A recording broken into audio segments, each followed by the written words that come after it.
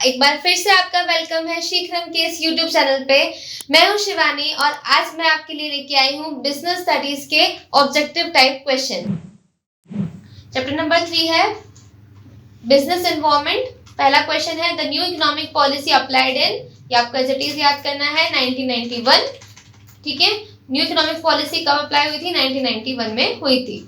The following is related with the new economic policy. New economic policy से क्या relate करता है? Option में आपको दे रखा होगा एलपीजी, मतलब लिबरलाइजेशन, प्राइवेटाइजेशन एंड ग्लोबलाइजेशन। तो ये तीनों ही क्या करते हैं?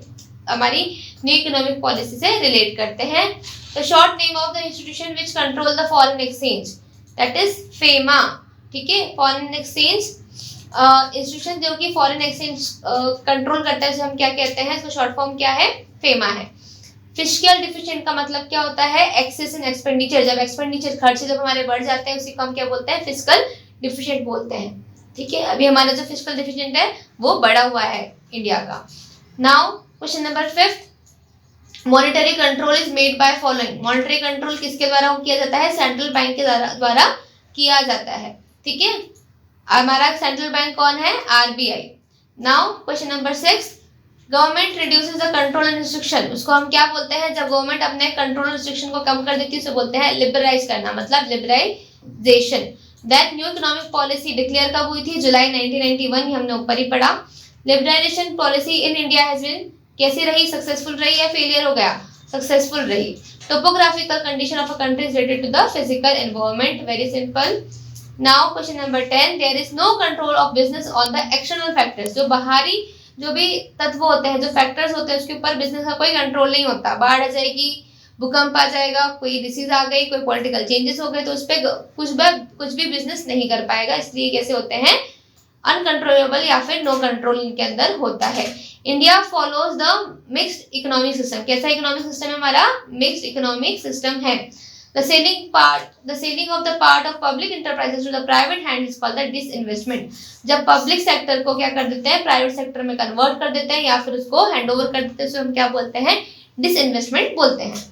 ग्लोबलाइजेशन का मतलब क्या होता है? The integrated means integrating the economy with the rest of the world. ठीक है, जो इकोनॉमी है उसको इंटीग्रेट करना पूरे वर्ल्ड के साथ साथ में, उसे क्या बोलते हैं? ग्लोबलाइजेशन। क्या बोलते हैं? ग्लोबलाइजेशन। 2-3 पॉइंट याद रखना, आंसर अपने आप क्लिक हो जाएगा।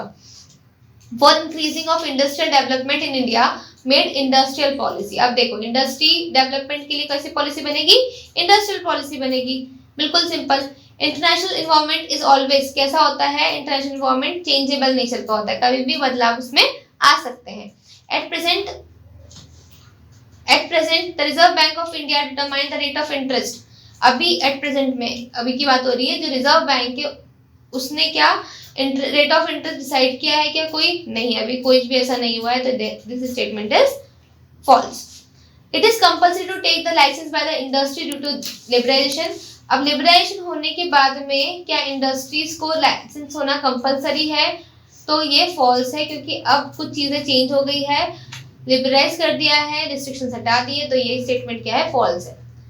There is impact of economic environment on business, बिल्कुल होता है, हर तरह के इन्वायरमेंट का बिजनेस पर असर होता है, तो ये भी ट्रू है। Emotional environment is a part of business environment, नहीं, इमोशनल इन्वायरमेंट बिजनेस का पार्ट नहीं है। स्टैट्यूटरी लिक्विडिटी रेशियो किसके अंदर आता है? मॉनेटरी रिफॉर्म्स के अंदर आता है। कैपिटल मार्केट क्या है? सेबी है। माइक्रो इन्वायरमेंट इंटरनल फैक्टर है। सोशल इन्वायरमेंट क्या है? स्टैंडर्ड ऑफ लिविंग है, या लिविंग स्टैंडर्ड आप बोल सकते हो। लीगल रेगुलेटरी इन्वायरमेंट किससे रिलेट करता है? कंज्यूमर प्रोटेक्शन एक्ट से रिलेट करता है। Factors which are related closely with the business. ठीक है, ऐसे एक्टिविटीज, ऐसे फैक्टर्स जो बिजनेस से क्लोजली रिलेटेड है, वो कौन से इन्वायरमेंट है? इंटरनल इन्वायरमेंट, बिजनेस के अंदर वाली चीजें जो होती है। फिर policy which is providing employment to the public, कौन सी पॉलिसी एम्प्लॉयमेंट दे रही है? तो एम्प्लॉयमेंट पॉलिसी रहेगी। Policy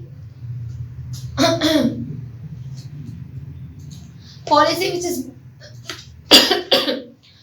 which is balance between demand and supply of money. अब मनी की बात हो रही है, तो ऐसी पॉलिसी जो मनी के डिमांड और सप्लाई का ध्यान रखेगी, उसको बैलेंस करेगी, उसे क्या बोलेंगे? Monetary policy. मॉनेटरी का मतलब क्या होता है? जो चीजें पैसे से रिलेट करती है, तो मनी से रिलेटेड काम है, तो मॉनेटरी पॉलिसी, ऐसे करके इसको आप याद कर लें। Policy which is control import and export, import और एक्सपोर्ट को कंट्रोल करेगी वो क्या होगी, import export policy. Chapter number 3 is completed.